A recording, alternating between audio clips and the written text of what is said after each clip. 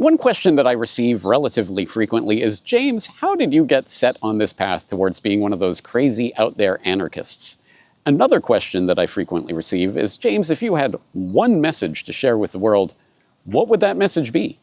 Well, happily for our purposes today for Solutions Watch, there is precisely one answer to both of those questions, and that answer is this, namely a video called The Filozofie of Liberty. This is an uncomplicated video, at least in terms of its presentation. It's a flash animation from 2 decades ago, and it looks like it. It's very simple and very to the point, but it has a very powerful message. And I remember when I was starting to think about beginning the Corbett Report, something like 18, 19 years ago, seeing this video and having a bit of a penny drop moment. I wouldn't say there's one singular moment that suddenly made me into an anarchist, but watching this video certainly did set me along the path towards thinking about liberty in a different way.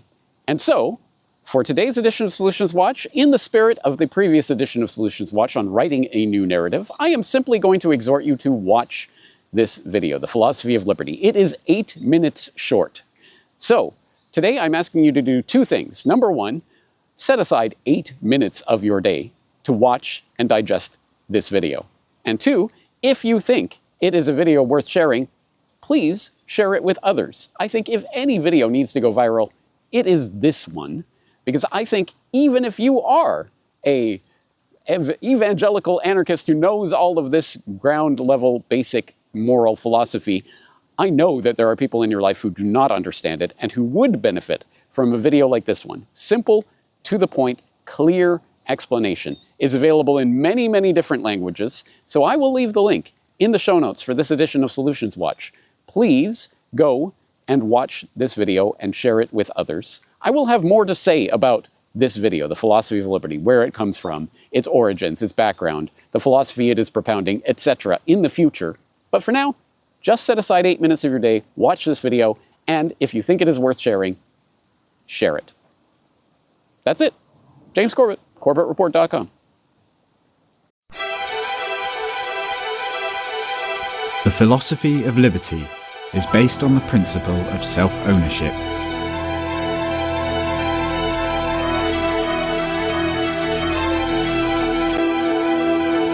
You own your life.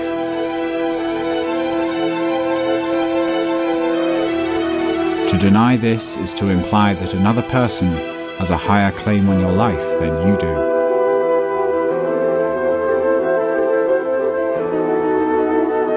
No other person or group of persons owns your life. Nor do you own the lives of others.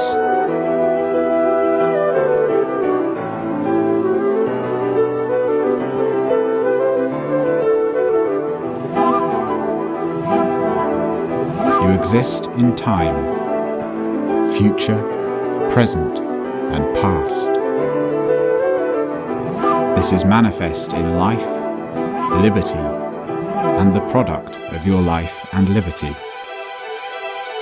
To lose your life is to lose your future. To lose your liberty is to lose your present. And to lose the product of your life and liberty is to lose that portion of your past that produced it. A product of your life and your liberty is your property. Property is the fruit of your labor, the product of your time, energy, and talents. Property is that part of nature which you turn to valuable use.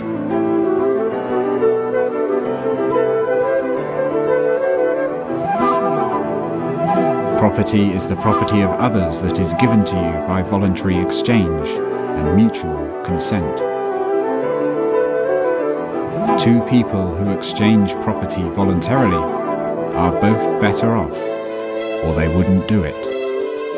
Only they may rightfully make that decision for themselves.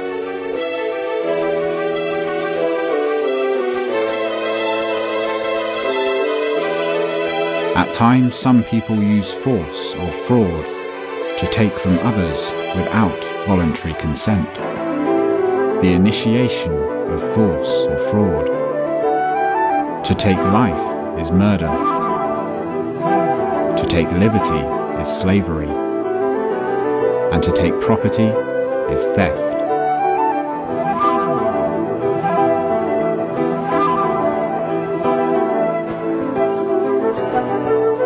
It is the same whether these actions are done by one person acting alone, by the many acting against the few, or even by officials with fine hats.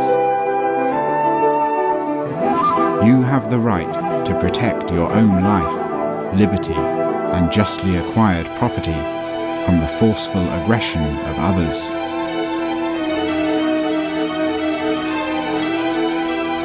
And you may ask others to help defend you.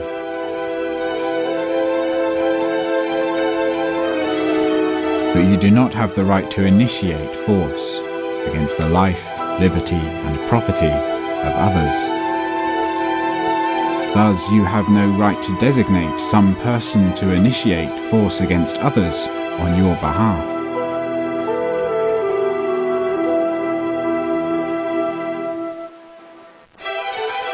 You have the right to seek leaders for yourself.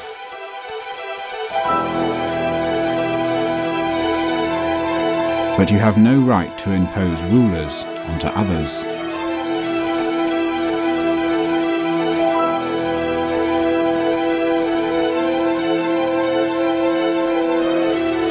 No matter how officials are selected, they are only human beings, and they have no rights or claims that are higher than those of any other human beings. Regardless of the imaginative labels for their behaviour, or the numbers of people encouraging them, officials have no right to murder, to enslave, or to steal.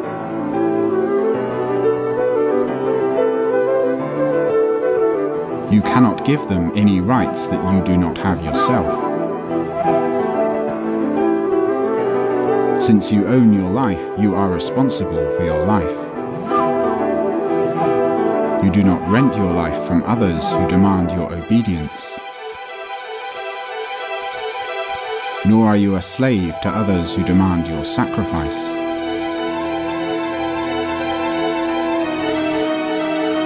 You choose your own goals based on your own values. Success and failure are both the necessary incentives to learn and to grow. Your action on behalf of others or their action on behalf of you is virtuous only when it is derived from voluntary mutual consent. For virtue can exist only where there is free choice. This is the basis of a truly free society. It is not only the most practical and humanitarian foundation for human action, it is also the most ethical. Problems in the world that arise from the initiation of force by government have a solution.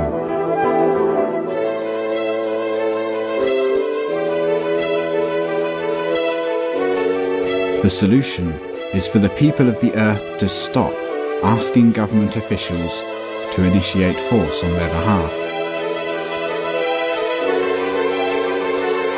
Evil does not arise only from evil people, but also from good people who tolerate the initiation of force as a means to their own ends. In this manner, good people have empowered evil people throughout history. Having confidence in a free society is to focus on the process of discovery in the marketplace of values, rather than to focus on some imposed vision or goal. Using governmental force to impose a vision on others is intellectual sloth, and typically results in unintended, perverse consequences. Achieving a free society requires courage to think to talk, and to act. Especially when it is easier to do nothing.